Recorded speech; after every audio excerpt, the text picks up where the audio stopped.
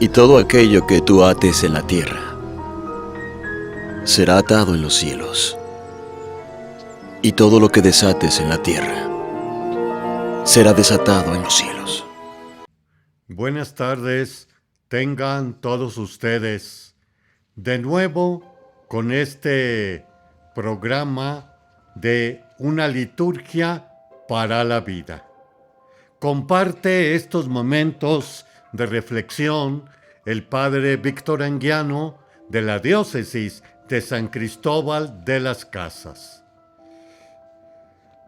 Este 29 de junio celebramos una fiesta un tanto fuera de los domingos, que viene siendo el martirio de los apóstoles Pedro y Pablo, las columnas de nuestra fe. Debemos, de nuevo, tener bastante presente varias cosas para poder entender la palabra del Señor. Como hemos comentado en otro momento, que hay que leer el texto, el contexto de hace 2000 años atrás, mínimamente, más también con qué finalidad se pusieron estos textos en la Biblia, que también ya lo hemos aclarado por parte de Juan el Evangelista. Muchas otras cosas se escribieron, pero se escribieron estas para que ustedes tengan vida en su nombre. Y es precisamente lo que nos va a aclarar Pablo en la segunda lectura, tomada de Pablo a Tito. Pero regresemos de nuevo en el martirologio. Hay que también, no se nos olvide, que los primeros años del cristianismo en el Imperio Romano, quienes precisamente atentaban contra la unidad del imperio, vienen siendo los mártires, porque precisamente estos primeros cristianos estaban contra el culto del imperio. Recordemos que los emperadores, y no se niega las esposas, pasaban como dioses o diosas. Recordemos la divina Popea y también Nerón. Y con esto también atentaban no solamente la unidad del imperio, sino eran vistos como un grupo o grupúsculo subversivo. Hay que recordar las persecuciones. Nerón en el año 64, donde precisamente se cree que murieron estos dos santos, Pedro y Pablo. Donaciano en el 85-96 después de Cristo. Trajano en el 98. Marco Aurelio en el 161. Decio en el 249. Y finalmente otro Diocleciano que precisamente en el 302, que da a entender los primeros años de el cristianismo. Es por eso que la primera lectura de los Hechos de los Apóstoles es la que nos está precisamente hablando de ello, donde precisamente ya acá en Galilea es apresado por Herodes Pedro, y previamente nos lo estaba hablando que lo manda pasar a cuchillo a Santiago, hermano de Juan.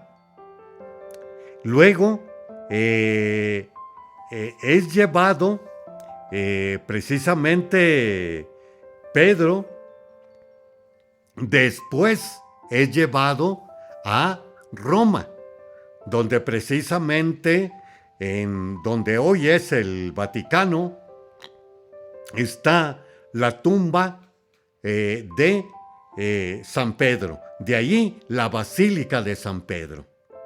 También está la Basílica de Pablo, extramuros, así se llama, porque en aquel entonces estaba este pequeño capilla donde murió Pablo, decapitado por ser de descendencia o de ciudadanía romana.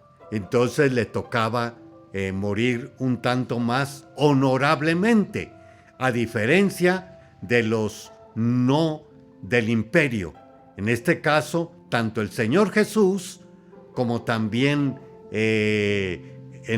Pedro, que precisamente pide, según se cree y por tradición, que Pedro mismo pide no morir como su Señor, sino morir cabeza abajo.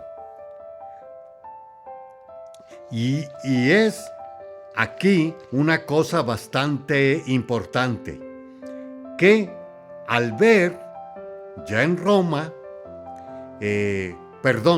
ya en Galilea, ver que Pedro es encarcelado, de nuevo, previamente Santiago, pasado a cuchillo, y todavía nos aclara el libro de los Hechos que esto agradó precisamente a los sumos sacerdotes, les agradó a los judíos. Con la oración del pueblo para ser liberado Pedro, se hace el milagro. El milagro que precisamente se viene relatando. Estaba Pedro durmiendo entre dos soldados, atado con dos cadenas, y los centinelas cuidaban la puerta de la prisión. De pronto apareció el ángel del Señor, y el calabozo se llenó de luz. El ángel tocó a Pedro en el costado, lo despertó y le dijo: levántate pronto. Entonces las cadenas que sujetaban las manos se le cayeron. El ángel le dijo: cíñete la túnica y ponte las sandalias. Y Pedro obedeció. Después le dijo: ponte el manto y sígueme. Pedro salió detrás de él, sin saber que era verdad o no lo que el ángel hacía. Y le parecía también que estaba soñando. Pasaron el primero, el segundo puesto de guardia, y llegaron a la puerta de hierro que daba a la calle. La puerta se abrió sola delante de ellos. Salieron caminando hasta la esquina de la calle, y de pronto el ángel desapareció. Entonces Pedro se dio cuenta de lo que pasaba y dijo: ahora sí estoy seguro de que el Señor envió a su ángel para librarme de las manos de Herodes y de todo cuanto el pueblo judío esperaba que me hicieran. La oración. hace precisamente este milagro patente en Pedro, estando encarcelado en la prisión en Galilea, mandándolo a apresar nuevamente Herodes. Haremos otro espacio y regresamos en unos momentos. Le esperamos.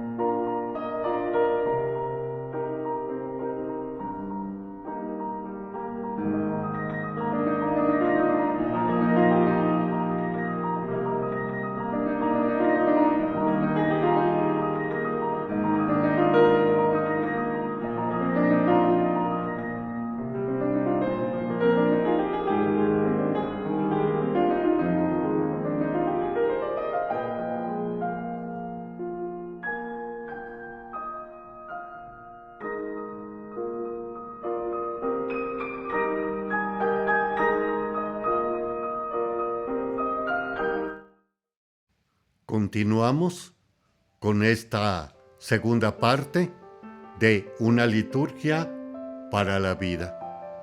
Comparte estos momentos el padre Víctor Anguiano, que también me pueden ver en YouTube con una liturgia para la vida.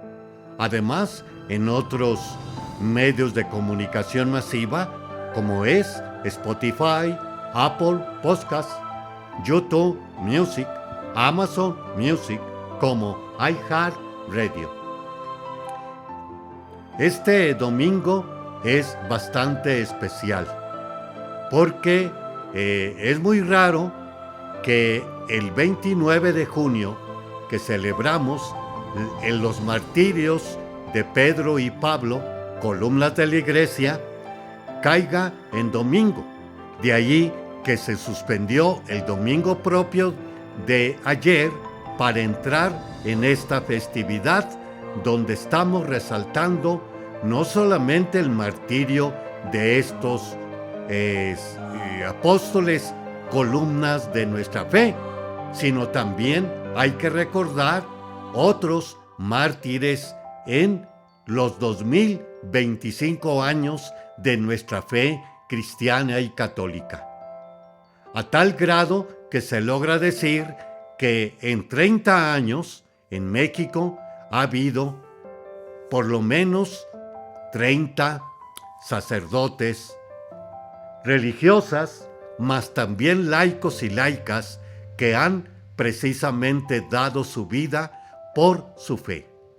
Caso recientemente que tuvimos aquí en San Cristóbal, específicamente en esta ciudad, el asesinato del padre Marcelo Pérez Pérez, indígena tzotzil, sacerdote, donde precisamente trabajó en varias de las zonas tzotziles, donde está pues muy fuerte el problema por acá en nuestra región, y tenemos pues este caso lamentable y se une a los tantos mártires de nuestra fe cristiana y católica. Ahora vámonos precisamente a el Evangelio. ¿Qué nos dice el Evangelio acerca del Señor Jesús? Y de Pedro, en este caso específicamente. Aquí está, antes de anunciarles la primera vez de que iba a morir, están en Cesarea, yendo para Jerusalén, con paso firme, nos va a decir en otro momento el evangelista, donde anuncia su muerte. Y previamente a ello, también está esto sondeamiento que hace Jesús. ¿Qué dice la gente que soy yo? Y afortunadamente la gente está un tanto precisamente en los salvadores del pueblo judío. Unos dicen que eres Juan el Bautista, otros que Elías, otros que Jeremías o alguno de los profetas. Estos más o menos les están dando en la identidad de Jesús. Pero Jesús no se queda solamente en lo globalizante de su gente, de sus discípulos, y les da la pregunta directa a los más cercanos. Y ustedes, a los más cercanos, ¿quién dicen que soy yo? Y aquí precisamente se adelanta Pedro. Tú eres el Mesías, el Hijo de Dios vivo. Claro, está siguiendo esto la aclaración. Bienaventurado tú, Simón, hijo de Juan, porque esto no te lo ha revelado ningún hombre, sino el Padre que está en el cielo. Pero vámonos a la expresión de Pedro. Tú eres el Mesías. Mesías, el ungido. Mesías venía siendo los ungidos para el bien del pueblo, como son los reyes, como son los profetas, que son ungidos para beneficio de su pueblo, porque son los lugartenientes de Dios entre el pueblo, que precisamente lo cuida. Recordemos también en otro momento, en ese cuidado está la multiplicación de los panes, que precisamente al Señor lo quieren hacer rey, y Él se esconde. Y también el Señor le reclama, ustedes me buscan porque les di de comer, busquen el pan que no se acaba. Bueno, este tal pan que no se acaba viene siendo precisamente Él que va a dar vida, que nos va a dar vida.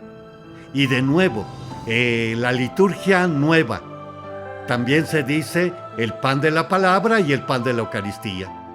Y por eso también de nuevo el ambón, donde se proclama la palabra, que debe de ser un lugar visiblemente y bien hecho, quizás también adornado, porque ahí es Dios quien habla al pueblo.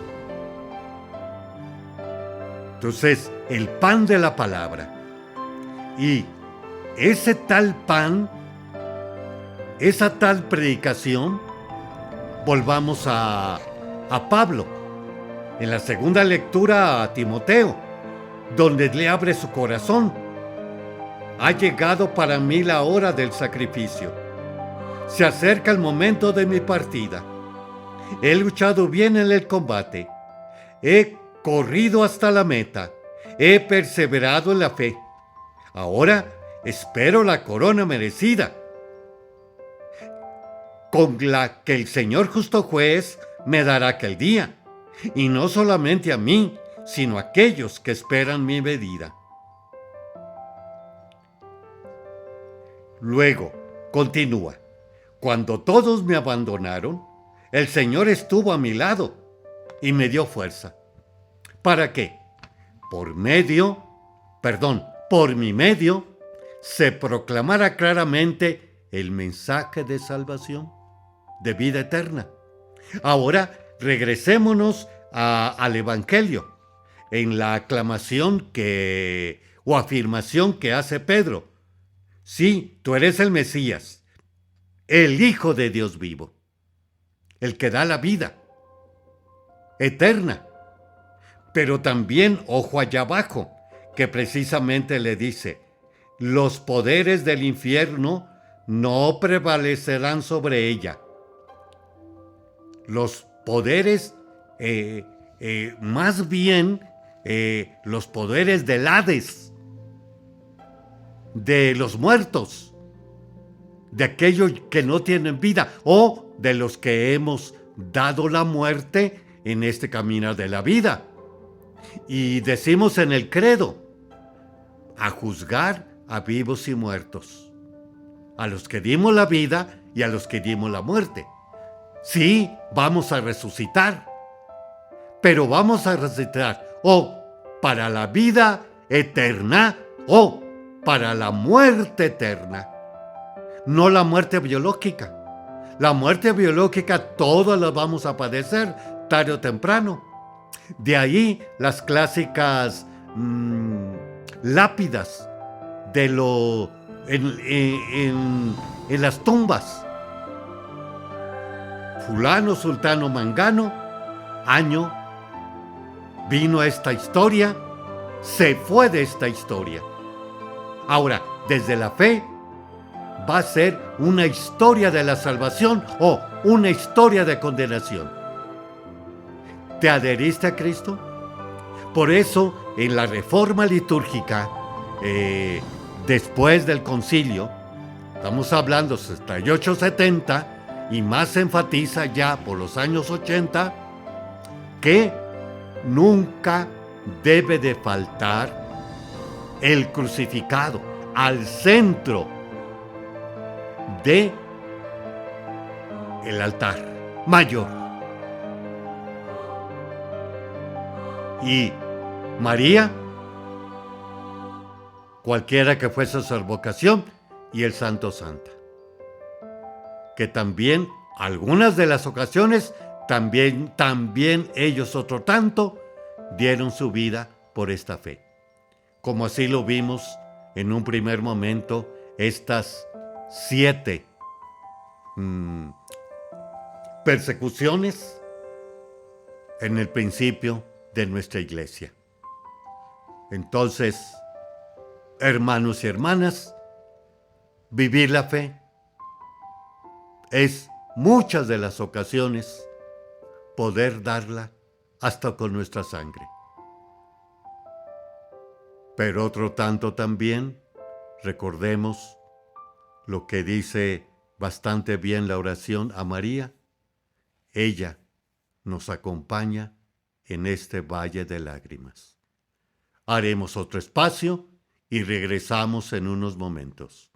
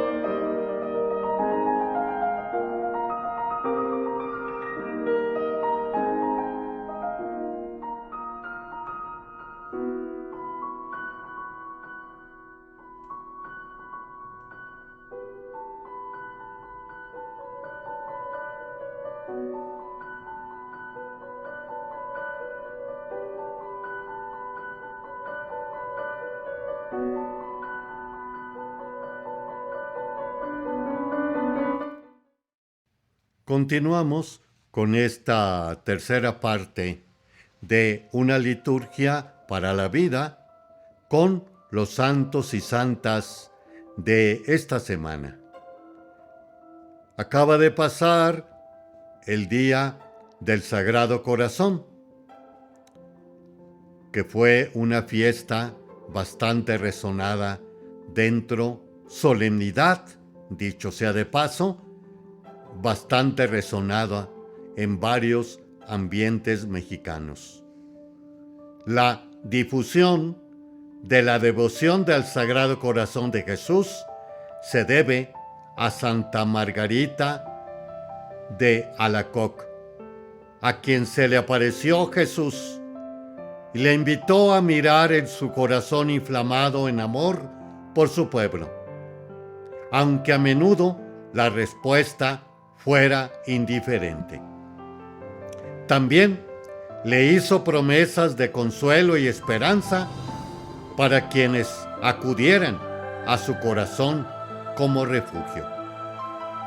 El Papa León XIII promulgó la consagración universal al Sagrado Corazón de Jesús en 1899 y Pío XII asistió en la devoción en la encíclica Aurietis Aquas. En muchas ciudades se ha entronizado una imagen del Sagrado Corazón en un lugar alto donde se puede ser vista por todos. En años recientes, la solemnidad se celebra también como día de oración por la santidad de los sacerdotes.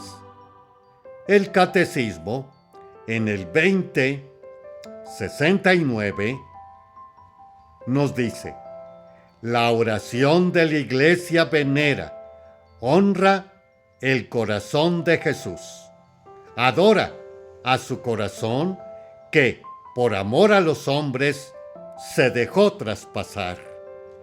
Número 2669. El sábado pasado también celebrábamos al Inmaculado Corazón de María, la Virgen que guardaba todas las cosas en su corazón. Es celebrada por la Iglesia como modelo total de unión con Dios. La Iglesia celebra la memoria litúrgica del Corazón Inmaculado de María, el día después del Sagrado Corazón de Jesús. La continuidad de ambas celebraciones es en sí misma un signo litúrgico de su íntima conexión.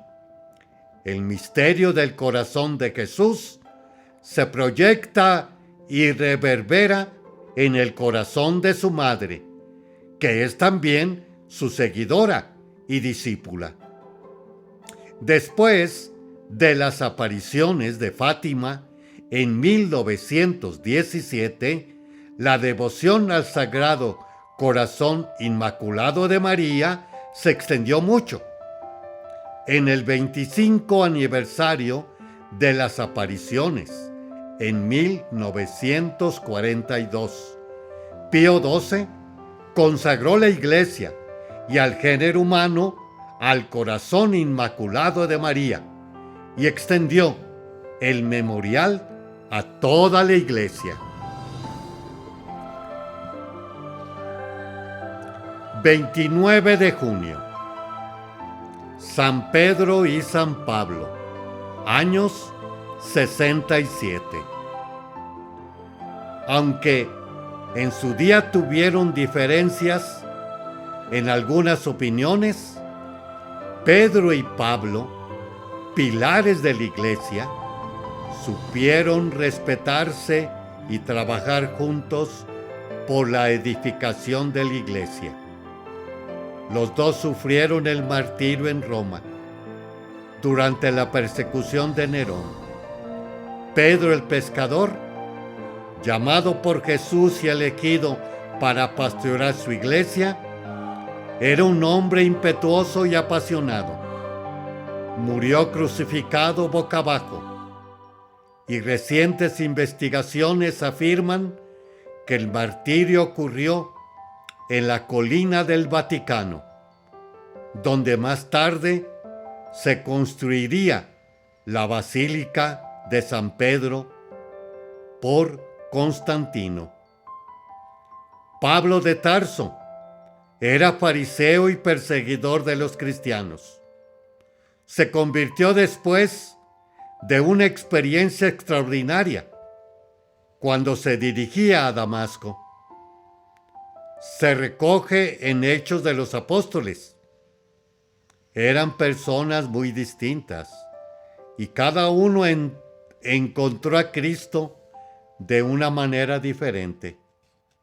Pedro lo conoció en persona durante su vida en la tierra. Pablo, después de la muerte de Jesús, tuvo la experiencia del Cristo resucitado. La profundidad y la pasión de ambos por la persona de Cristo son, sin embargo, comunes a los dos. Su celo por la proclamación del Evangelio los movió a entregar todo lo que tenían y hasta su propia vida para la construcción de la iglesia. En los Evangelios, Hechos de los Apóstoles y cartas, se nos dan muchas de sus palabras que expresan sus personalidades y su amor. Entre las más significativas están las de Pedro, respondiendo a la pregunta de Jesús: tú lo sabes todo, tú sabes que te amo. Y la de Pablo, que expresa en profundidad de la identificación de los dos con Cristo. 30 de junio, los primeros santos mártires de la Iglesia romana, año 64. El gran incendio de Roma, provocado por el mismo emperador Nerón, ha sido siempre famoso. En ese momento, utilizando para difamación y persecución del cristianismo, se sitúan numerosísimos mártires de cristianos, cuyos nombres no han quedado consignados. Algunos fueron arrojados a las fieras, otros quemados en una pira como antorcha humana. La celebración es una ocasión de reflexión sobre el significado del martirio como lucha de Satanás contra Cristo y una manifestación de la victoria de la cruz. Los primeros mártires representan a todos los que sufrieron el martirio, todos los tiempos y en todos los que hay aún hoy día sufren persecución religiosa en diversas partes del mundo. Por nuestra devoción fraterna por los mártires, somos confirmados en la fe, ya que ellos son para nosotros un signo del Espíritu de Dios. Su ejemplo es de gran inspiración para todos. No habla el Catecismo en el 2474. La Iglesia ha recogido los recuerdos de quienes llegaran hasta el extremo de dar testimonio de su fe. Son las actas de los mártires. Regresamos en unos momentos. Le esperamos.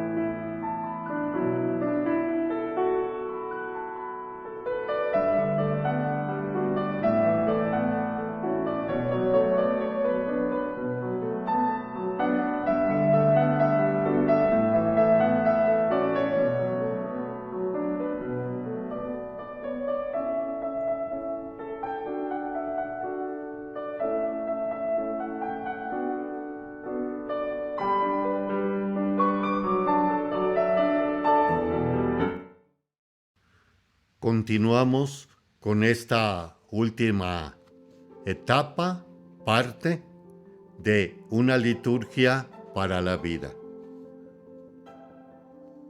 Vamos a continuar con la vigilia pascual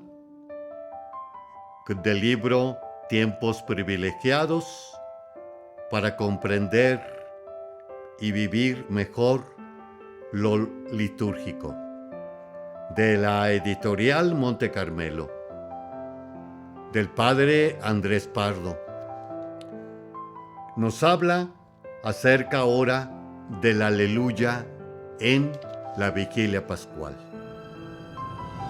Es el sacrificio de la alabanza por la resurrección, porque el sepulcro vacío, aleluya, es la alegría serena, es la certeza de la verdad y la certeza de la victoria. Aleluya es afirmar que la resurrección no acaba. Por eso, el aleluya es saludo pascual, síntesis pascual. Es saludo que garantiza permanentemente la paz y que nos hace superar la mediocridad de nuestras nostalgias efímeras y demuestra la melancolía egoísta. Cantar aleluya, es decir, afirmar que verdaderamente este día lo ha hecho el Señor. Es necesario que en la celebración de la Pascua cobre todo, nos dejemos guiar por el texto y los ritos del más bella y de la más expresiva litúrgica que tenemos en la iglesia, y nos dejemos llevar y llenar de ello de tal modo que todo sea verdadero, que todo sea plenamente participado, que todo sea gozosa vivencia. De ahí que no debamos descansarnos de exigir verdad en la celebración. Y la primera verdad, y no es meramente anecdótico, es la verdad del horario. Si no respetamos el horario de la noche, empezamos mintiendo en la celebración. Esto es grave. No es una exageración partidista y subjetiva. Verdad en el horario. Verdad en el cirio que se extrema. Es una Pascua nueva. Qué tristeza coger un cirio gastado o semigastado de años pasados, al que se ha puesto un número pegado de candelario. Esto rompe la verdad de la celebración. Verdad en el cirio. Verdad en el fuego que se bendice. Verdad en la proclamación de la luz de Cristo en medio de la oscuridad de la iglesia. Entrar en una iglesia ya iluminada, llena de luz eléctrica, lo contradice. Verdad gozosa, participación en el exulte. Verdad en la proclamación de la palabra, en el canto del salmo, después de cada una de las lecturas o del cántico. En el silencio, entre las municiones del oremos y la oración. Verdad si hay bautismo, que no sea una anécdota externa, implantada, medida en la comunidad, sino un bautismo nacido y, en cierto modo, esperado, preparado, arropado por la comunidad. De allí la importancia de que sean miembros auténticos de la comunidad. Verdad sobre todo en lo terminal, en la alta liturgia eucarística, en lo más importante de la Pascua. Verdad en la comunión bajo las dos especies. Verdad de devoción, de expresión, de explosión mariana. si al final se felicita a la madre del resucitado con el extremo del primer Regina Coeli, o Reina del Cielo, alégrate, aleluya, en el tiempo pascual.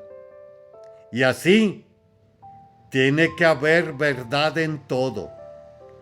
Cualquier esfuerzo por lograr la verdad y la autenticidad siempre es laudable, sobre todo cualquier esfuerzo que redunda en el beneficio directo y concreto para la propia comunidad, que es la primera que va a gozar, que va a sentirse autopada, elevada, valorada, respetada y ayudada.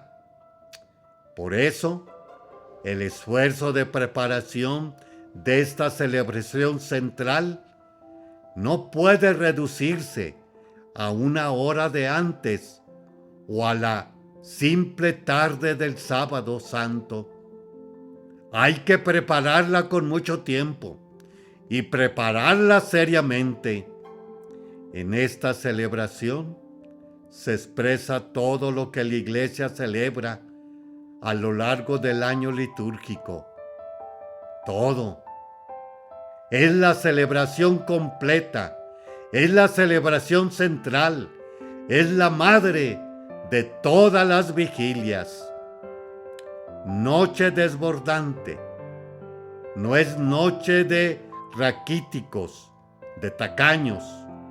Es noche desbordante y, porque estamos convencidos y sabemos que no todo cabe ni se encierra en la celebración de esta noche. Por eso, lo que de manera concentrada hemos vivido, lo prolongamos durante 50 días, el tiempo pascual, la cincuentena pascual. En la vigilia explotamos de júbilo, casi nos morimos de júbilo, un júbilo que nos relaja del esfuerzo cuaresmal.